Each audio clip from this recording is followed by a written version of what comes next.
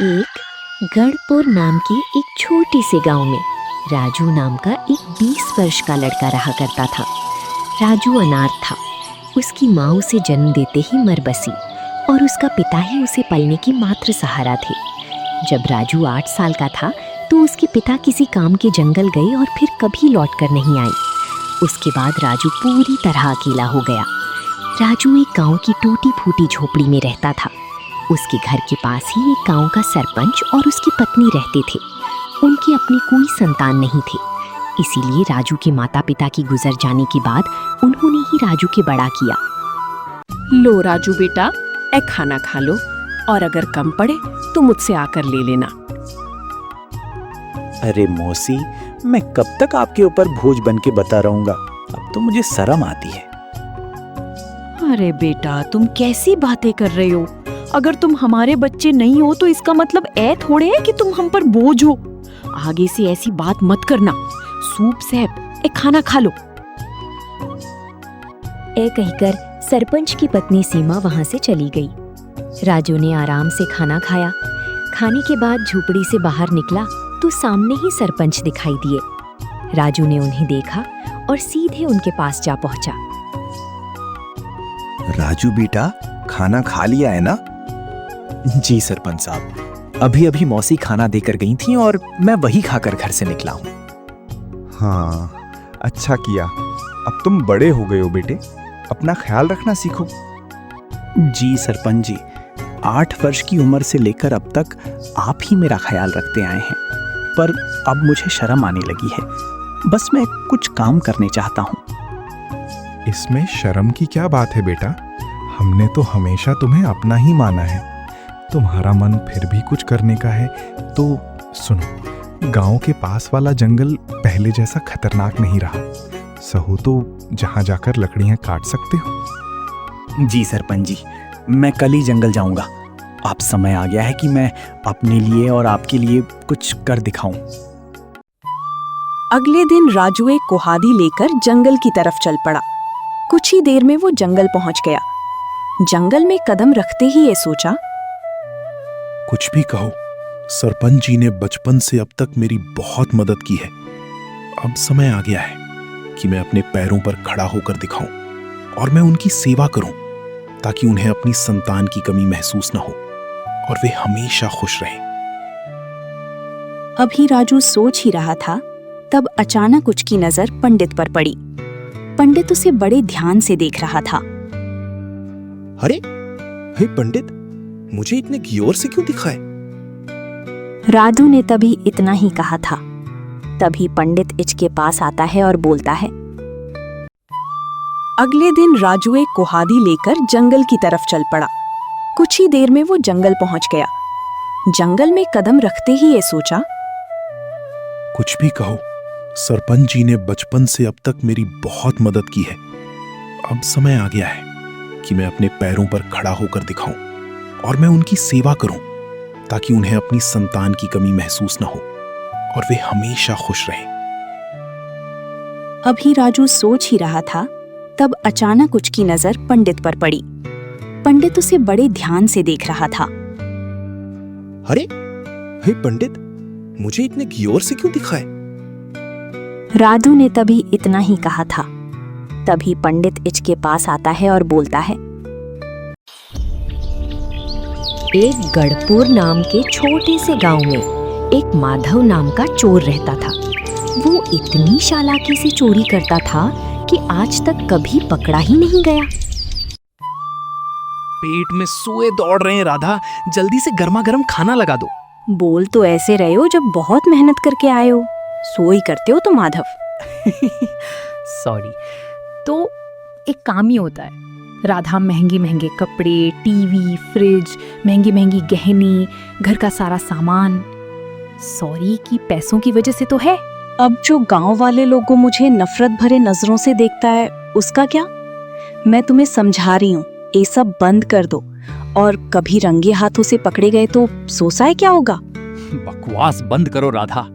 ना मुझे कोई आज तक पकड़ पाया है और ना कभी कोई मुझे पकड़ पाएगा। गांव में मैंने ही सब चोरियां की हैं, लेकिन माल मैं क्या छुपाता हूँ ये भी कोई नहीं जानता। राधा समझ गई उचकी पति को उचकी कोई बात समझ आने वाली नहीं है। खाना खाने के बाद माधव अपने घर के बाहर बैठ गया। अब गांव में किसके घर चोरी की जाए? अरे ये तो सुखदेव का घर है। मैं तो भूल ही गया कि उसकी बेटी गौरी की शादी आने वाली है। जरूर महंगे महंगे सारे सोने के घरेने बनवाया होगा। अगली चोरी वही होगी। अगली रात को माधव सुखदेव के घर पहुंच गए। सुखदेव के घर में तो इतना सारा घरेना, आज तो बहुत मोटा हाथ लग गया। अगले दिन सुबह गौरी घर में गई तो गहनों की पोटली देखकर चौंक गई। पिताजी, पिताजी मेरे दहेज के गहने गायब है। भगवान, मैं तो लुट गया। अब मेरी बेटी की शादी कैसे होगी? सुखदेव रोते हुए गांव वालों को चोरी की खबर देने भागा। सुखदेव, मैंने देखा था चोरी वाले दिन माधव तुम्हारे घर के आसपास जा रहा था। गांव में सबका यही मानना है कि सारी चोरियां वही करता है। सरपंच जी, मेरी मदद कीजिए। अगर मेरी बेटी की बारात लौट गई तो मैं कहीं का नहीं रहूंगा। सुखदेव और सरपंच दोनों माधव के खिलाफ चोरी की रिपोर्ट दर्ज करवाते हैं। गढ़पुर नाम के एक छोटे से गांव में राहुल नाम का एक युवक रहा करता था। राहुल बहुत गरीब था। उसके पास न खेत थे, न पशु और न ही कोई कमाने का जरिया। वो गांव के अमीर लोगों का रोज पशु को चरने ले जाता और बदले में कोई इसे रोटियां दे देता, कोई बचा हुआ खाना। इसी तरह उसका जीवन चल रहा था। सूरज निकलने से पहले राहुल अलग अलग घर में जाता, जानवरों को भीगा करता और फिर जंगल की तरफ रवाना हो जाता। मेहनत बहुत करता था, फिर बदले में मिलता बहुत कम था। एक दिन की बात है, करण हमेशा की तरह जानवरों को जंगल की तरह ले जा रहा था। तभी सामने से गांव का मुखिया ठाकुर साहब दिखाई दिया। अरे ओ राहुल, जरा ठहरो। जी ठाकुर साहब, कहिए क्या बात है? तुम्हारी लापरवाही दिन के दिन बढ़ती जा रही है। कल मेरी बकरी की हालत बहुत खराब हो गई थी। पेट इतना बिगड़ गया कि वैद्य को बुलाना पड़ा। क्या, लेकिन जंगल में सड़ रही थी तब तो ठीक थी। सेफ, जानवरों को खुला छोड़ देना ही काफी नहीं होता। नजर भी रखनी पड़ती है। कौन सा पौधा खा रही है, कौन सा घास खा रही है, कहाँ घूम रही है, ये सब देखना तुम्हारा काम है। मुझसे भूल हो गई होगी ठाकुर साहब। आगे से पूरा ध्यान रखूंगा। चिंता मत करो बस। बस बातें बनाना आता है तुम्हें। कहीं ऐसा तो नहीं है ना कि जानवर सड़ते रहें और तुम पेड़ के नीचे खर्राटे मरते रहो? नहीं मालिक, ऐसा दोबारा नहीं होगा। ठाकुर जी वहां से तिरछी नजर डाल के वहां से चला गया। राहुल चुपचाप जानवरों को लेकर आगे बढ़ गया। कुछ देर बाद जंगल के खुले मैदान में पहुंचा। उसने जानवरों को चरने के नीचे बैठ गया। थकी हुई श्वासों लेके वो आसमान में देखने लगा। हे भगवान, आखिर कब तक ऐसा चलेगा? दूसरों को जानवर सर्व करो, बदले में 2 वक्त की रोटी मांगो। क्या बस यही जिंदगी रहेगी मेरी? कभी कभी लगता है कि मेरी किस्मत ही उठ गई है। मेरे पास अपना कुछ भी नहीं है, ना घर, ना जमीन, ना कोई बंगला, कुछ भी मेरे पास अपना नहीं है। राहुल की आंखें भर आई। कई देर तक अपनी गरीबी के बारे में सोचता रहा। धीरे धीरे ठंडी हवा चलने लगी और उसकी आंखें लग गईं। अचानक राहुल ने एक महल के अंदर खड़ा पाया। चारों तरफ समकदौरें दीवारें थीं। सोने चांदी से विशाल राजमहल देखकर राहुल हैरान रह गया। हे भगवान, मैं कहाँ आ गया? अभी तो मैं जंगल में था। क्या हो गया? इतने में एक सामने से सुंदर वस्त्र पहन के एक युवती आ पड़ी और उसके चेहरे पर मुस्कान थी। क्या बात है, आप मुझे ऐसे कैसे देख रहे हो? तुम कौन हो? वाह, आज तो आप बड़े अजीब बातें कर रहे हैं। क्या अपनी पत्नी को भी भूल गए? पत्नी? कैसी पत्नी? लगता है फिर कोई नई शरारत सूझी है आपको। अगर मुझे परेशान करने की कोशिश कर रहे हैं तो भूल जाओ, मैं आपकी पत्नी हूँ। राहुल की आंखें फटी ही रह गईं। अभी अचानक और घुमाने लगा और अगले ही पल उसकी आंख खुल गई। एक कहानी एक बोटाद नाम के गांव की है। बोटाद गांव के लोग साधारण जीवन जीते थे। इस गांव में ज्यादातर किसान थे। इस तरह जमीन की खेती करते थे।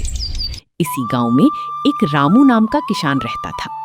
रामू मेहनती और ईमानदार था, लेकिन ये हमेशा अपनी किस्मत को भोजता रहता था। रामू बहुत मेहनत करता था, परंतु इसकी फसल कभी समय पर नहीं बनती, और जब बनती तो बारिश आते ही सब बर्बाद कर देता। एक कहानी उसकी किस्मत की है। एक दिन इसी तरह काम करने रामू सुबह सुबह अपने खेत पर पहुंच जाता है। रामू के पास छोटी सी जमीन थी जो अगल बगल दूसरों के जमीन से जुड़ी हुई थी। रामू जब अपने खेत पर पहुंचा तो देखता है उसके अलावा अगल बगल के खेतों पर काम करने कोई भी नहीं आया है। क्या अब तक कोई नहीं आया? लगता है किसी को कुछ पड़ी ही नहीं है। सालों, अब इनके लिए तो मैं कुछ नहीं कर सकता, पर अपने खेत का काम तो कर सकता हूँ। फिर रामू अपने कोदाल लेकर अपने खेत पर काम करने लगता है। काम करते करते सुबह दोपहर हो जाती है, पर रामू अपने काम में इतना व्यस्त था कि उसे तो समय का पता ही नहीं लगता है। तभी थोड़ी देर में उसकी पत्नी गोरी खाना लेकर आती है। सुनते हो? आओ, आकर खाना खा लो। गोरी की आवाज सुनकर रामू के सहा जाता है। दोपहर हो गई है। अरे यार, क्या दोपहर हो गई, समय का तो पता ही नहीं चला। चलो, अब गोरी खाना लेकर आ गई है तो अब खाना खाकर ही थोड़ी देर आराम करके फिर थोड़ी देर काम करता हूँ। गोरी के साथ खेतों के पास वाले पेड़ के नीचे बैठकर खाना खाने लगता है। क्या हवजी, लगत है आज जब ज्यादा ही थक गए हो। हाँ, आज सुबह ही लगातार खेतों पर काम कर रहा था। सुबह की दोपहर हो गई, पता ही नहीं चला। तो आपने थोड़ी देर आराम क्यों नहीं किया? तू क्या करता?